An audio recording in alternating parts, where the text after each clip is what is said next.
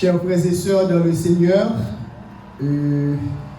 chaque monde qui va suivre nous, et dans la série études ça encore à Soyons, qui c'est mardi 3 février 2026, nous Abelma 29, tabernacle de Dieu Sinaï. Et à cela, c'est un privilège que le Seigneur donne nous pour que nous soyons capables de proclamer et enseigner sa parole. Jean que lui baille instruction ça à chaque monde que nous relève pour capable travailler dans le champ. Pour que nous débutions avec étude ça, nous allons chanter un couplet dans le numéro 113 français, chant d'espérance. Ta parole est un beau jardin en gerbe embaumée. J'y moissonne chaque matin des fleurs par toi semées. Ta parole est un beau jardin en gerbes embaumées. J'y moissonne chaque matin des fleurs par toi semées. J'aime ta parole, Seigneur, tu me donnes par elle richesse, lumière, bonheur et victoire éternelle.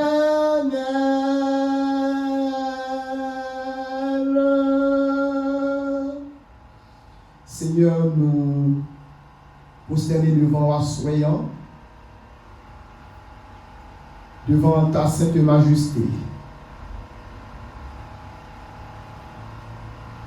C'est vous-même qui a mieux. C'est à vous-même toute gloire, tout honneur.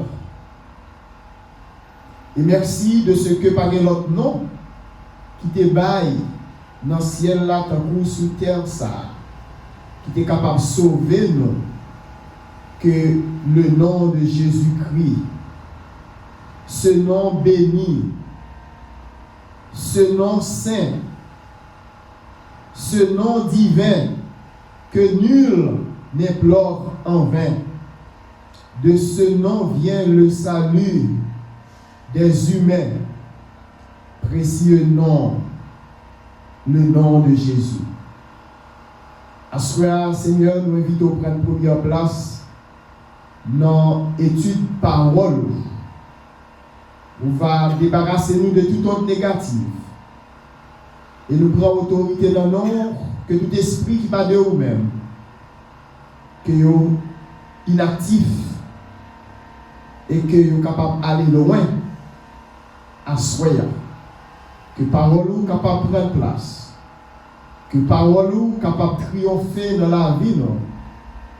Que parole ou, Seigneur, capable d'aider nous à marcher dans le discernement. Que parole ou capable d'aider nous, capable ouais plus loin que ça nous va penser.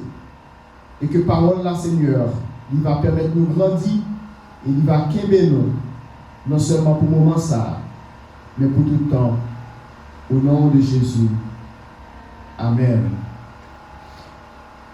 Encore, frère Maxime, la paix de Dieu avec nous.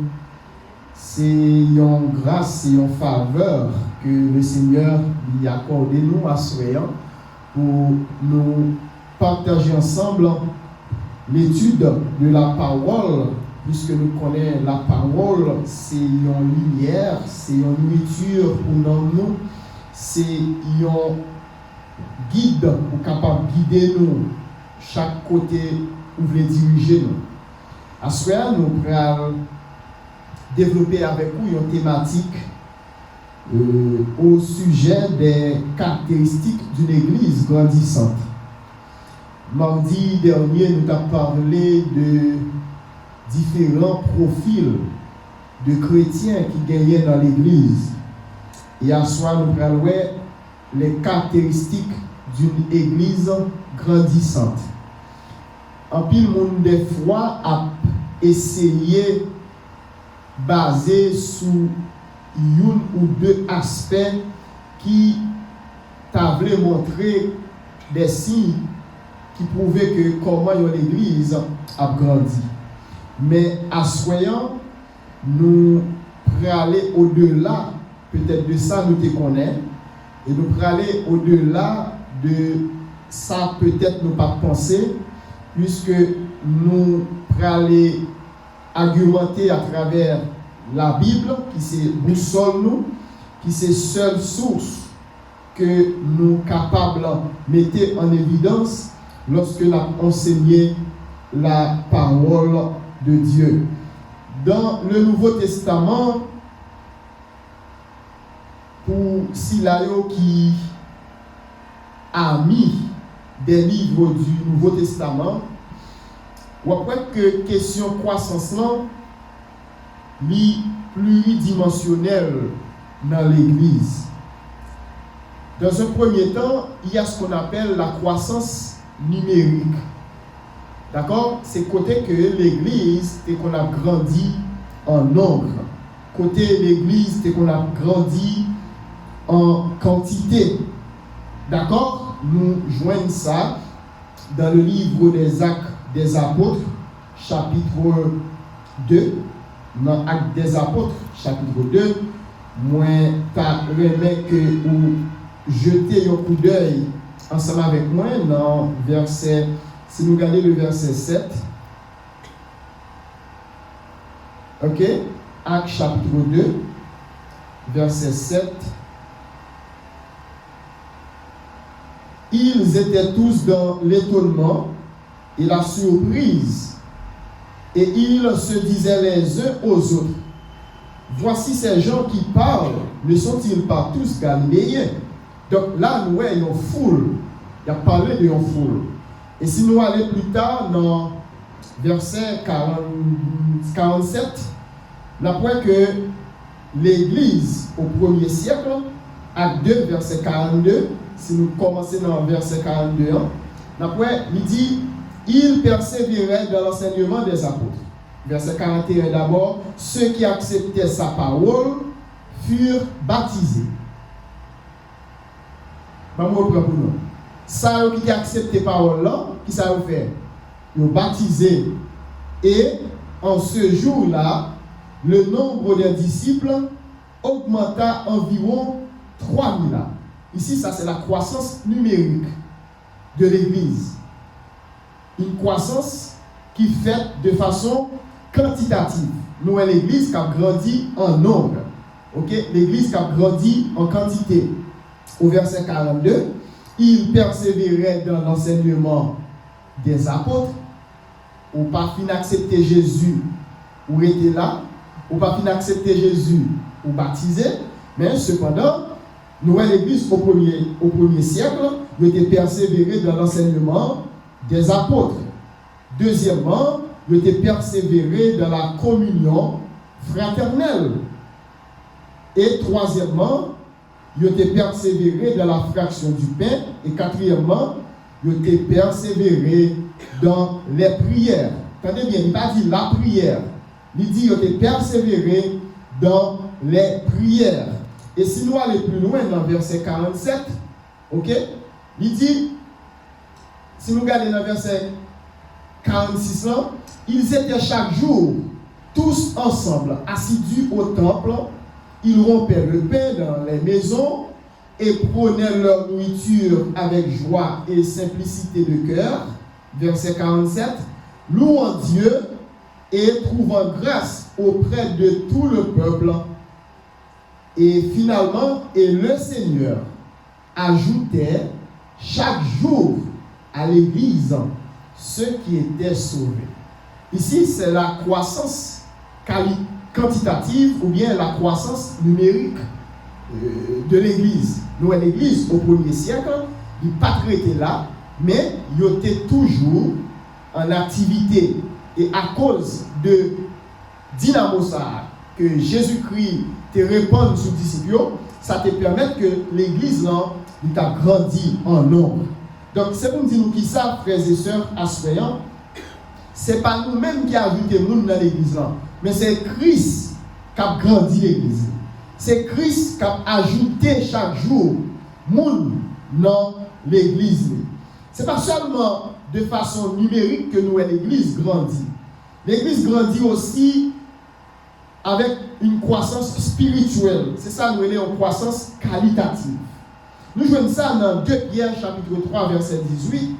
La Bible dit « Croissez dans la grâce et dans la connaissance de notre Seigneur. » Non seulement l'Église a grandi en nombre, mais nous voyons tout. L'Église grandit spirituellement. L'Église grandit spirituellement. Et pour grandir spirituellement, vous devez persévérer qui ça? Dans la parole, dans l'étude de la parole. Croissez dans la grâce et dans la connaissance de notre Seigneur. Auteur a exhorté l'Église pour qu'elle soit capable de grandir. Parce que accepter Jésus, c'est une, mais grandir spirituellement avec Christ, c'est une autre bagaille. Une troisième croissance, que la Bible fait mention de lui, c'est dans Actes chapitre 6. Si vous regardez ensemble avec moi, dans Actes chapitre 6, le verset 7, qui ça dit, la parole de Dieu se répandait de plus en plus, le nombre des disciples augmentait beaucoup à Jérusalem, et une grande foule de sacrificateurs obéissait à la loi.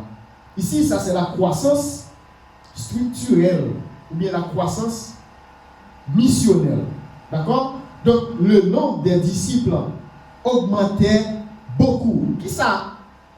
Si nous t'avons posé la question, ça, nous sommes intelligents. Qui ça qui fait disciples t'a augmenté beaucoup? En pile. C'est parce que disciples chrétiens, ils ont en mission. Non seulement ils ont en mission, ils ont exercé mission. Mission, c'était qui ça? C'est prêcher la bonne nouvelle du royaume de Jésus-Christ. Si là où qui croit, il va baptiser. Si là où qui croit, il va persévérer dans l'enseignement des apôtres. Donc, c'est pour nous dire qui ça? Une église bibliquement qui a grandi, li pas sacrifier une dimension ça au profit de l'autre. C'est pour nous dire qui ça soyons à la lumière de ça que nous sommes expliqués là. L'église lui doit grandir en nombre. Deuxièmement, l'église lui doit grandir spirituellement, c'est-à-dire en maturité. Et troisièmement, l'église lui doit grandir de façon structurelle. L'église doit grandir pendant que la structurée fait travailler comme missionnaire. Donc chaque monde qui entre dans l'église, il a une mission. Et nous allons voir plus tard, l'église n'est pas là comme si vous exercer une mission. Nous allons voir l'église là, même c'est une mission. Nous allons voir ça tout à l'heure. Donc là, nous allons faire une clarification conceptuelle dans la signification mot grandissant dans le sujet. Pas oublier, on a parlé de la thématique assoyante, qui c'est les caractéristiques d'une église grandissante. On regarde un deuxième aspect encore dans l'étude ça. Non seulement nous faisons une clarification conceptuelle de thématique là, nous allons regarder le fondement christologique des caractéristiques d'une église grandissante. Le fondement christologique, c'est-à-dire une croissance qui vient de qui est? De Jésus-Christ. Pas de l'église sans Christ. Pas de Christ sans quoi? Pas de Canaan sans désert. Pas de ciel sans souffrance. De quoi parler de l'église, où est celui qui est la tête, qui c'est qui est? Jésus-Christ. Jésus-Christ est la tête, c'est lui-même qui fait corps à grandir. Sans Jésus, corps pas capable de grandir. C'est Jésus qui tête l'église là, et c'est lui-même qui permet que corps a grandi. On a fait une analyse théologique qui est capable expliquer ça que nous sommes dit là. La croissance n'est pas d'abord un produit de méthode, mais c'est une œuvre organique qui vient de qui bord? De la tête. Puisque c'est Jésus qui s'est tête l'église là. Toute l'église qui a grandi sans une dépendance réelle de Jésus-Christ, c'est une église qui a été enflée d'orgueil, mais qui pas mûr, qui pas grandi de façon spirituelle. Et nous voyons ça dans 1 Corinthiens chapitre 3, versets 6 à 7. On regarde ensemble avec moi. 1 Corinthiens chapitre 3. 1 Corinthiens chapitre 3, verset 6.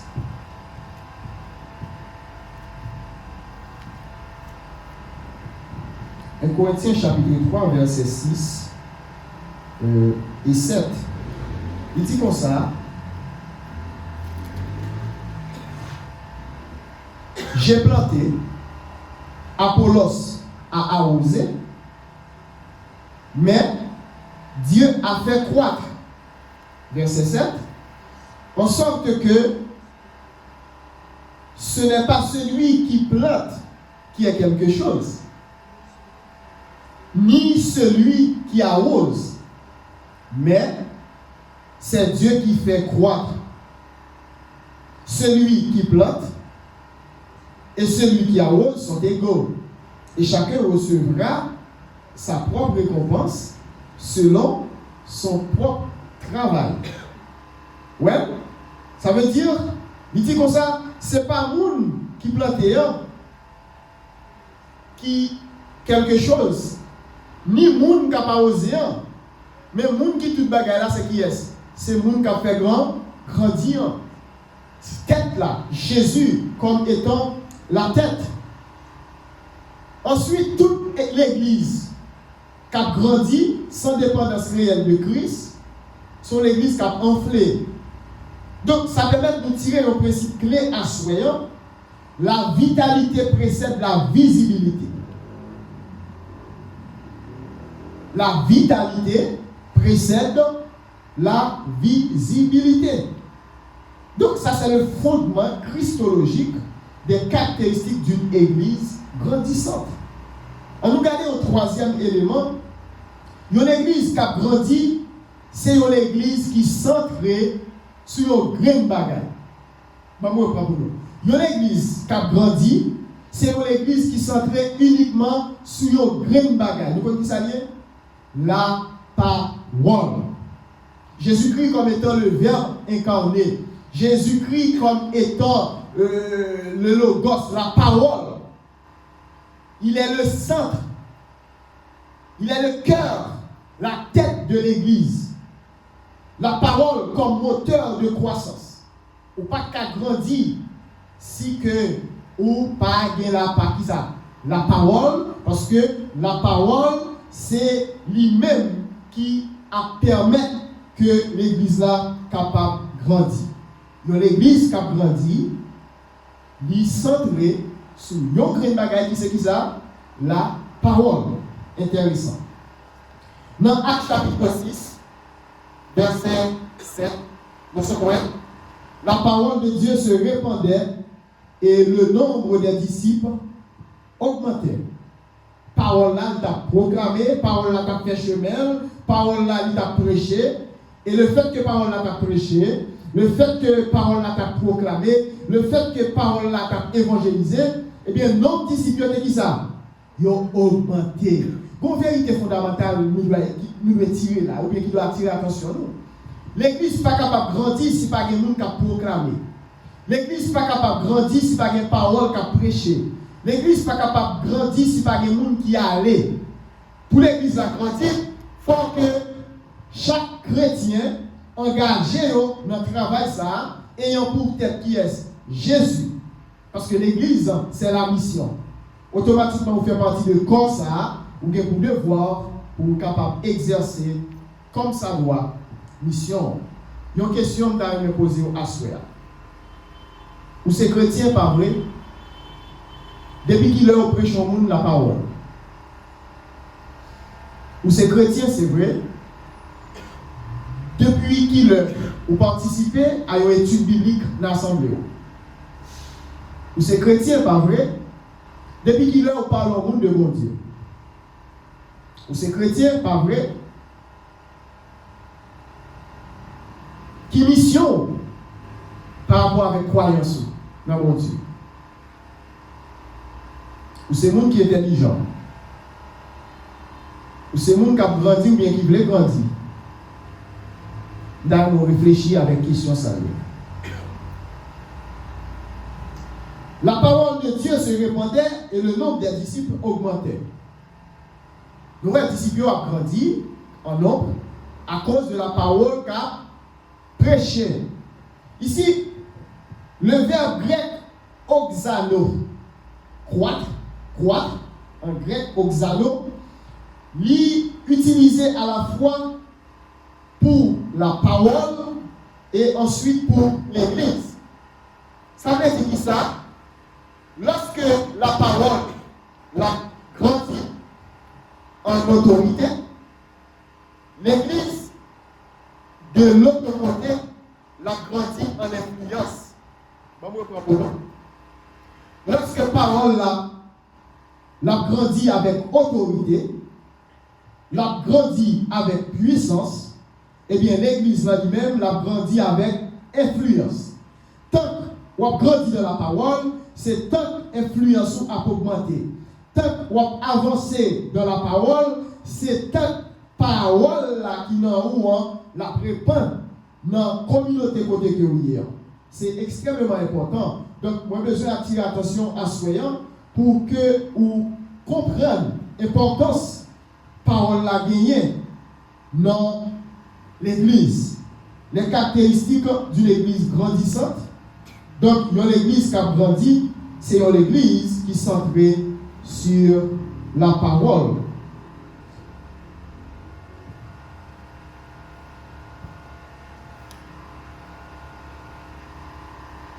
Bon, l'autre élément que je veux avec vous, non seulement une église qui a grandi, c'est une église qui est centrée sur la parole. Une église qui a grandi, c'est une église qui remplit du Saint-Esprit. Qui ça nous dit? Une église qui a grandi, c'est une église qui remplit du Saint-Esprit. Comment une église qui a grandi et remplie du Saint-Esprit? L'esprit est là comme agent de croissance. L'esprit est là comme agent de croissance. Dans Actes chapitre 1 verset 8, qui ça dit? Vous recevez une puissance. Vous recevez une puissance. Vous regardez avec moi dans Actes chapitre 1.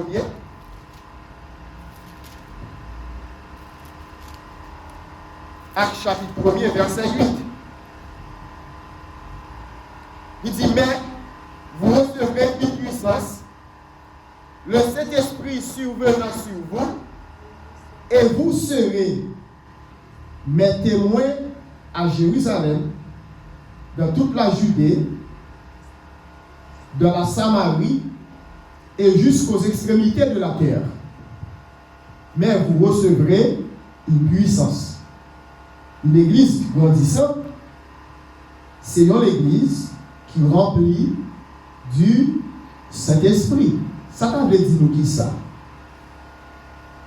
Chrétien doit mettre dans une situation, dans un état, pour que il toujours rempli avec la puissance du Saint-Esprit. Je vais prendre ça pour nous. Chrétien, il doit toujours mettre en condition pour qu'il soit capable de remplir avec la puissance du Saint-Esprit. L'Esprit est là comme agent de croissance. Vous recevrez une puissance. Dans Actes des Apôtres, chapitre 2, nous avons la Pentecôte. Ensuite, nous avons la Pentecôte qui va bail une croissance explosive, la Pentecôte. C'est-à-dire le jour que l'Esprit était répandu sur les disciples. Et à cause de venue cet esprit ça, nous voyons que l'Église a grandi de façon exponentielle. Dans Actes chapitre 4, verset 31, nous voyons la prière plus esprit, il baille hardiesse. La prière plus esprit, il baille hardiesse. Dans Actes chapitre 13, verset 2, nous voyons côté l'Église recevoir la direction missionnaire. Donc, l'Esprit est là pour convaincre, selon Jean 16, verset 8. L'Esprit est là pour équiper nous, selon 1 Corinthiens 12. Et l'Esprit est là pour capable voyer dans Actes chapitre 13, verset 4. C'est pour dire nous qui ça? Une église qui est pleine d'activité, mais qui vit de l'esprit. C'est une église qui est fonctionnelle, mais ce n'est pas une église apostolique. Je vais reprendre pour nous. Il y a une église qui charge d'activité, mais qui pas l'esprit qui vit. C'est une église qui a fonctionné, mais il n'est pas une église qui remplit de l'esprit. Donc, à ce moment-là, nous avons besoin d'une église qui remplit de l'esprit. Ce n'est pas une église qui est fonctionnelle que nous avons cherché. Nous avons cherché une église qui remplit de la puissance. Nous avons cherché un esprit qui est en mesure pour propager la bonne nouvelle de Jésus. Une église qui est en mission. Une église qui a gagné des âmes pour Christ. Une église qui pas chita, qui a gardé, mais une église qui implique. Une église qui a assumé, fonctionne, wali dans la communauté quotidienne. Donc, une église qui a grandi, c'est une église qui remplit avec puissance, bonne. Et mon père, voyons, l'autre élément avec moi, voyons. Une église qui a grandi, c'est une église qui a vécu dans une communion authentique. Le mot c'est koinonia, communion, koinonia. C'est une église qui est chargée avec l'amour, ok? C'est une église qui est chargée avec témoignage. Et nous voyons ça dans Actes chapitre 2, verset 42. Ça qui a accepté le Seigneur, ils ont persévéré dans la communion fraternelle. Une église qui a grandi, c'est une église qui vit dans la communion fraternelle. Et je dis à des gens qui ont tellement perdu communion avec mon Dieu, en pile égaré, en pile évadé, en pile abandonné, en pile chuté, en pile disparaître. Pour qui ça? Au départ, il y a une pile chaleur, mais je dis à vous laisser envahi par une forme de tiédeur spirituelle. Et à ce moment, je dire, ou même quand vivre notre tiédeur spirituelle, retournez venir jouer mon Dieu, retournez venir prendre place sur la caille mon Dieu. Parce que c'est seule parole là qui a prêté. Tout ça nous est rien pour passer, mais c'est seule la parole de Dieu qui a prêté. Amen. Amen.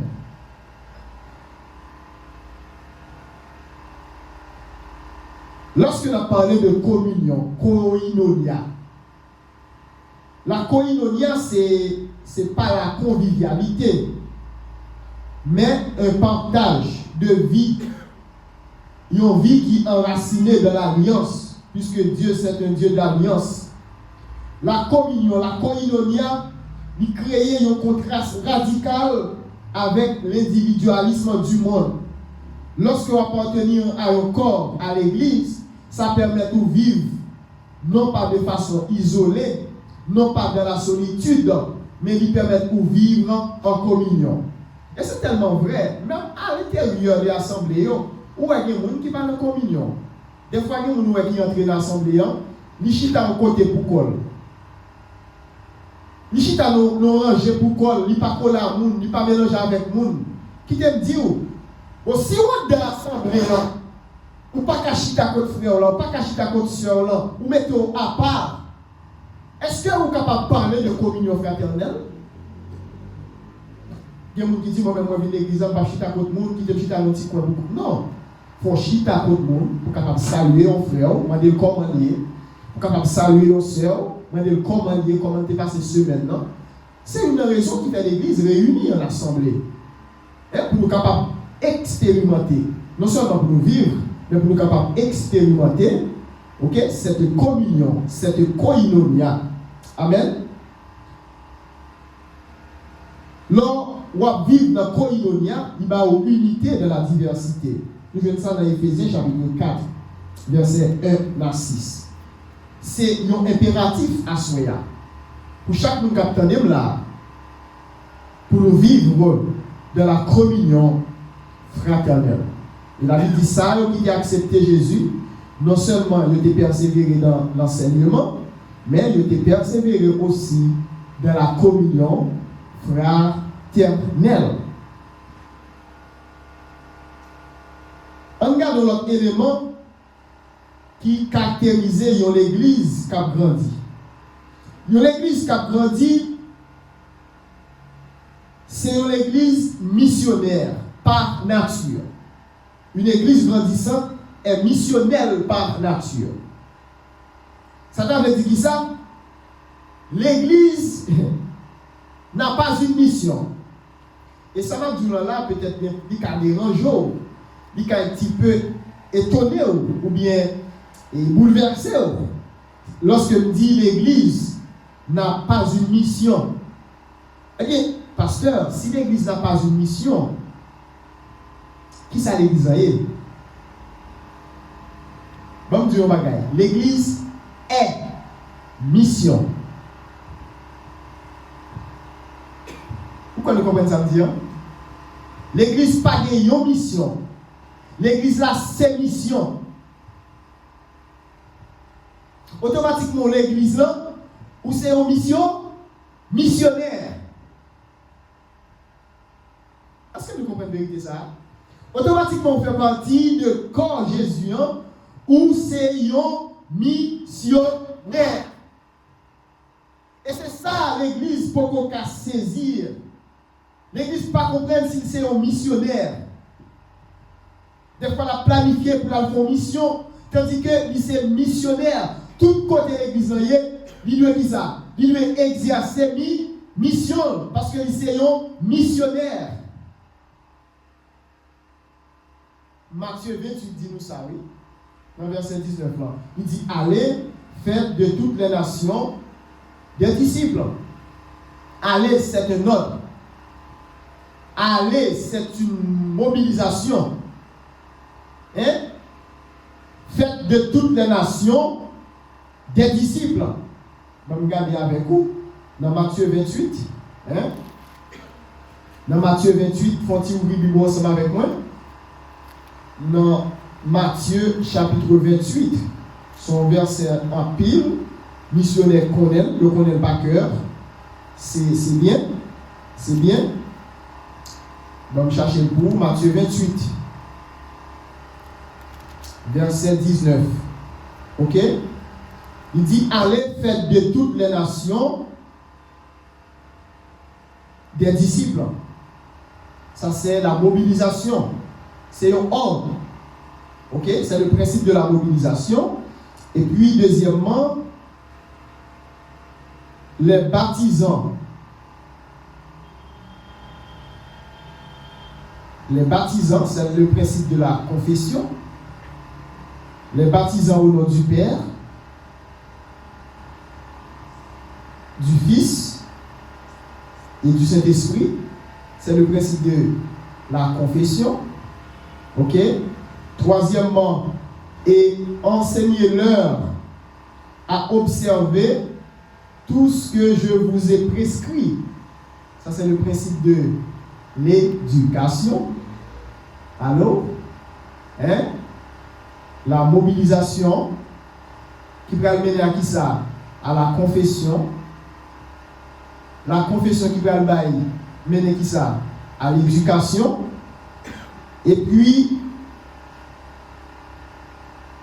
ensuite, verset on dit, et voici, je suis avec vous tous les jours jusqu'à la fin du monde. Ça, c'est le principe de la protection. Automatiquement, ou conscient que vous êtes missionnaire, automatiquement, vous pouvez exercer mission, ou pas gagner pour peur, parce que vous avez la protection qui est. Le monde qui met l'église qui c'est Jésus. Quel privilège, quelle bénédiction d'avoir eu Jésus comme protecteur. Depuis Jésus garantit la protection, ou pas rien pour peur en rien. Parce que la Bible dit l'ange de l'Éternel campe autour de ceux qui le craignent et il les arrache au danger. Ah oui. Ah oui. Par exemple, dans Genèse, nous allons regarder quelques perspectives bibliques. Dans Genèse 12, nous avons bénédiction pour les nations. Dans Acte 1er, verset 8, nous avons expansion géographique. Dans Apocalypse chapitre 7, verset 9, nous avons finalité multiculturelle. Ça veut dire qui ça? C'est comprendre que l'Église n'a pas une mission.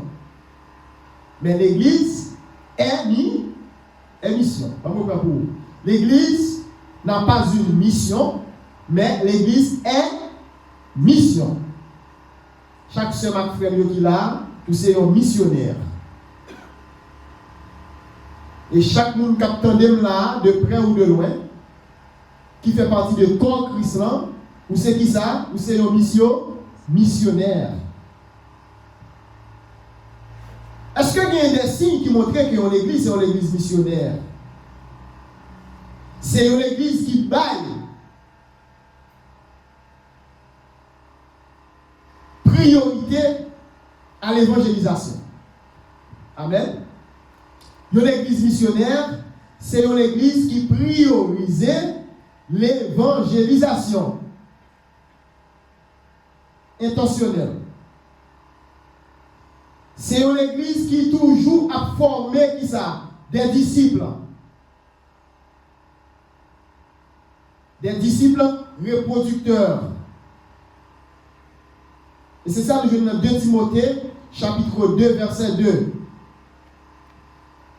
Une église missionnaire, c'est une église qui a envoyé des gens, des chrétiens. C'est une église qui a implanté des églises.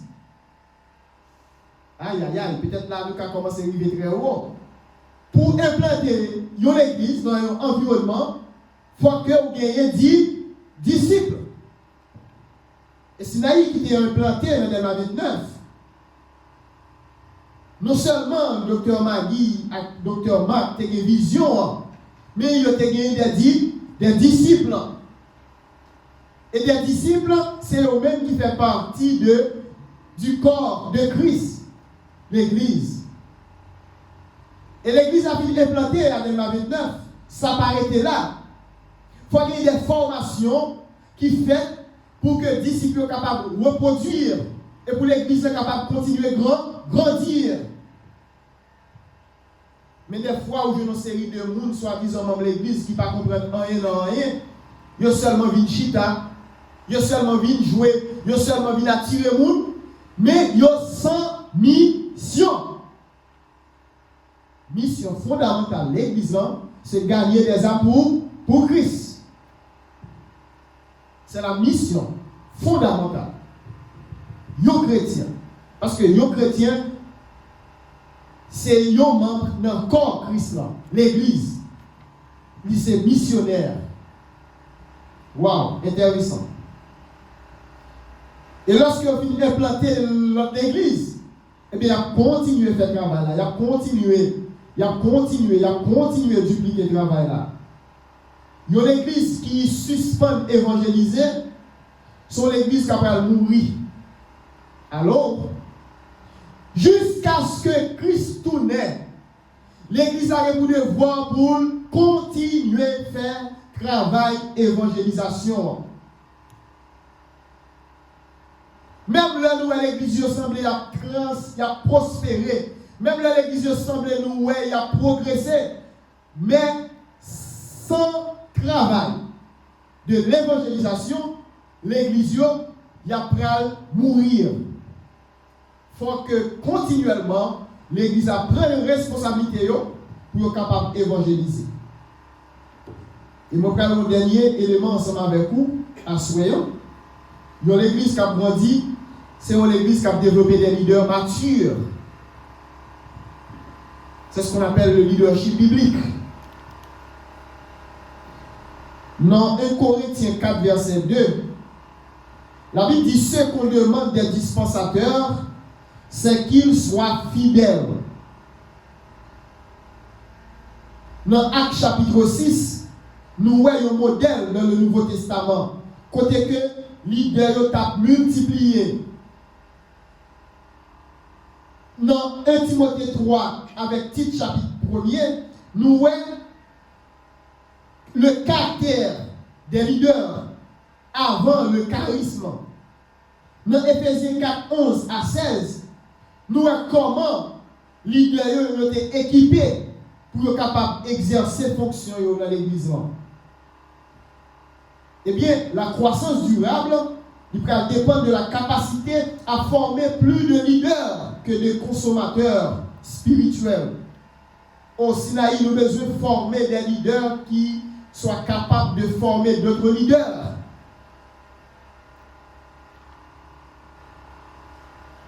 Amen. Mais pour ça arriver possible, pour chita, pour tendre l'enseignement de la parole. Les caractéristiques d'une église grandissante, nous avons d'abord la clarification conceptuelle, c'est-à-dire que signifie une église grandissante. Que signifie grandissante? Nous avons dans le Nouveau Testament, croissance de l'église est pluridimensionnelle. L'église a grandi numériquement. Le Seigneur ajoutait chaque jour à l'église ceux qui étaient sauvés, la croissance numérique. Il y a aussi la croissance spirituelle de façon qualitative, croisser dans la grâce et dans la connaissance de notre Seigneur, et finalement la croissance structurelle.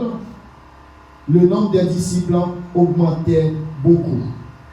Ensuite, nous avons le fondement christologique, côté que la croissance nous vient directement de Jésus.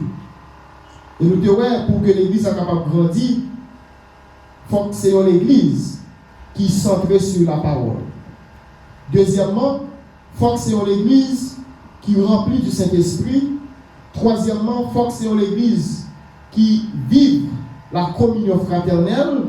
Et quatrièmement, il faut que c'est une église qui accomplit mission de façon naturelle. Et finalement, nous voyons l'église qui a grandi, c'est une église qui a développé des leaders. Et si nous faisons une synthèse par rapport avec 7 piliers ça où nous se trouvons à Soyons, nous voyons c'est Christ qui c'est tête de l'église. Donc tout ça va pouvoir être possible avec Jésus-Christ comme tête. Ça va pouvoir être possible avec la mise en œuvre de l'autorité que nous recevons de la part de Christ et la diffusion de la parole de Dieu à travers l'évangélisation. Pour l'église capable de grandir, nous avons besoin d'une dépendance réelle du Saint-Esprit. Nous avons besoin de vivre une communion profonde et aimante avec nos semblables. Et nous avons besoin d'une vision missionnaire qui est claire. Et nous avons besoin de développer des disciples et des leaders fidèles qui vont permettre que l'Église soit capable de multiplier. Si nous avons une vision de 10 000 membres, mais pour nous travailler vers la vision, ça, nous avons besoin des chrétiens qui comprennent que c'est des missionnaires qui sont prêts pour capable d'entrer dans l'initiative ça. Parce que c'est bon Dieu qui baille croissance. Mais cependant, il confier à l'église missionnaire, des tâches. Mais pour ça arriver possible, nous devons rester fidèles. Nous devons rester dans l'obéissance. Nous devons travailler, parce que la Bible dit travailler de mieux en mieux à l'œuvre du Seigneur. Dieu n'est pas ingrat pour oublier votre travail et l'amour que vous avez montré pour son nom. Assoya, désir cœur pour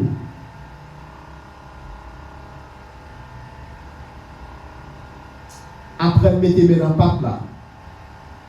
Apprendre à impliquer dans le travail de Dieu. Apprendre à reconnaître que vous êtes un missionnaire. Ou de exercer mission comme ça doit. Bon Dieu pas payer le commencement, mais il payer la fin. Est-ce qu'on est prêt pour capable travailler à soi? Est-ce qu'on est prêt pour capable contribuer dans la croissance de l'église? Eh bien, pour capable rejoindre nous ici au tabernacle de Dieu Sinaï à Dema 29 pour que nous capables continuer travail de mieux en mieux dans l'œuvre ça que mon Dieu confie nous. Je vais quitter avec une bénédiction à soi que moi joigne dans le psaume 20 et moi voulais prononcer parole ça sur la vie à soi. Que l'Éternel t'exauce au jour de la détresse. Que le nom du Dieu de Jacob te protège. Que du sanctuaire il t'envoie du secours, que de Sion, il te soutienne, qu'il se souvienne de toutes tes ordonnances, de toutes tes offrandes, et qu'il agrée tes holocaustes, qu'il te donne ce que ton cœur désire, et qu'il accomplisse tous ses desseins. Nous nous réjouirons de ton salut. Nous lèverons l'étendard au nom de notre Dieu. L'Éternel exaucera tous tes vœux. Je sais déjà que l'Éternel sauve son oint. Il l'exaucera des cieux de sa sainte demeure. Par le secours puissant de sa droite, ceux-ci s'appuient sur leurs chars, ceux-là sur leurs chevaux. Nous invoquons le nom de l'Éternel, notre Dieu. Eux, ils plient. Eux, ils tombent. Nous tenons ferme. Nous restons debout. L'Éternel sauve, tabernacle de Dieu Sinaï, du haut des cieux, qui nous exauce quand nous l'invoquons, au nom du Père, au nom du Fils et du Saint-Esprit. Prions le Seigneur. Seigneur, merci pour ta parole. Merci à cela où fait nous comprendre les caractéristiques d'une église grandissante. Une église qui centrée sur ta parole. Une église qui remplie de ta puissance. Une église qui vit dans la communion fraternelle. Et une église qui a annoncé la bonne nouvelle du royaume. Merci Seigneur pour la parole. Merci pour chacun de nous ici présents et ici là ou qui ailleurs qui suivent. Aidez-nous pour que nous capables de grandir notre travail. Aidez-nous pour nous capables des servantes, des serviteurs utiles, des missionnaires qui remplissent tâches nous comme ça doit, sans murmure, sans que nous ne pas garder ni à gauche ni à droite, mais faire que nous fassions travailler avec joie, malgré mépris, malgré obstacles, épreuves, difficultés. Garde-nous comme la prunelle de l'œil pour que nous soyons capables de continuer le travail dans le royaume ici-bas. Nous allons retourner Merci à chaque monde qui a participé. Que parole ça est capable de rester dans le cœur, non seulement pour assoyer, mais pour tout le temps et pour l'éternité. Amen. Que mon Dieu bénisse, que mon Dieu fortifie. À la semaine prochaine pour une autre étude de la parole. Continuez à servir mon Dieu tout côté. Nous aimons un peu.